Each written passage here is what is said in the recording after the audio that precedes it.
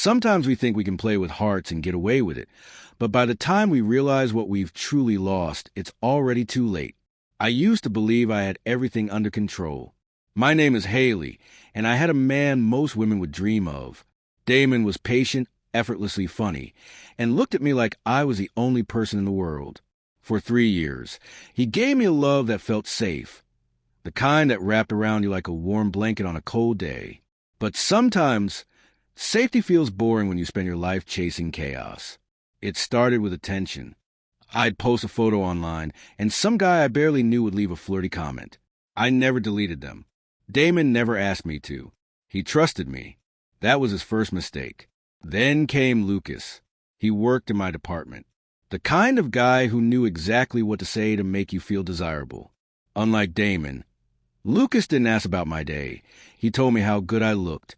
Every day. Over and over. It was addictive. At first, I convinced myself it was harmless. I didn't mention the lunches, the late-night texts, or how Lucas's hand would rest on my back just a little too long. I told myself Damon wouldn't understand, that I needed the spark, that it didn't mean I love him any less. But that was a lie. One Friday night, Damon was away at a conference. Lucas invited me over, and I said yes, like it was the easiest decision in the world.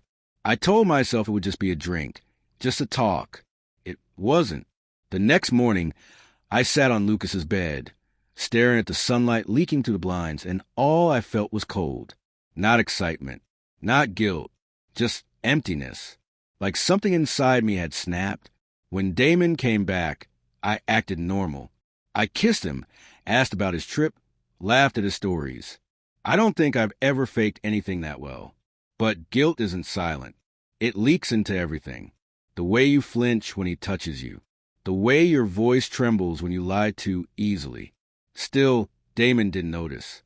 Or maybe he did, and just didn't want to believe it. The second time with Lucas was an accident.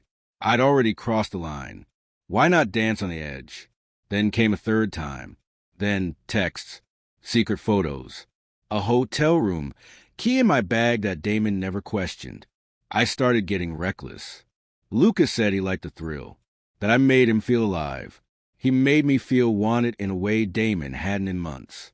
Not because Damon stopped trying, but because I stopped letting him in. One night, I came home late.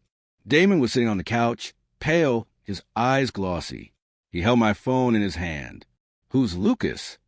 I froze. All the blood drained from my face. My chest tightened as he scrolled through messages I thought I had deleted. Screenshots. Photos.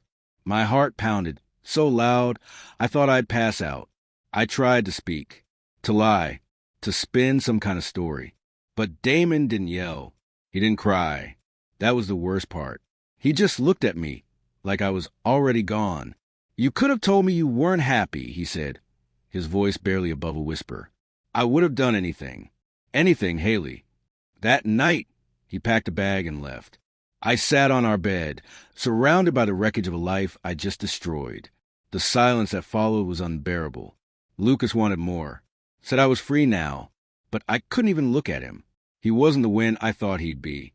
He was just a mirror reflecting everything broken in me. I blocked his number a week later. I wrote Damon letters. I emailed him.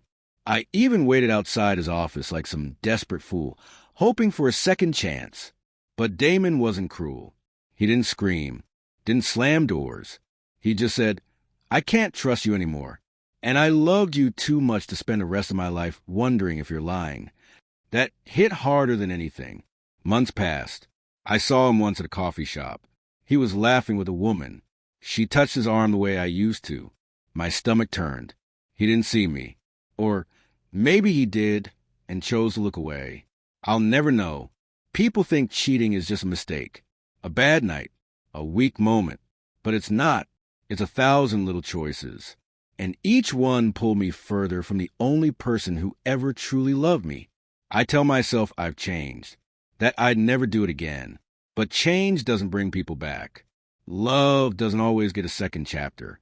And Damon was my final chapter. I just didn't realize it until the pages were already burned. Sometimes we don't see the value of what we have until it slips through our fingers. But by then, the damage is done. And what's lost is lost forever.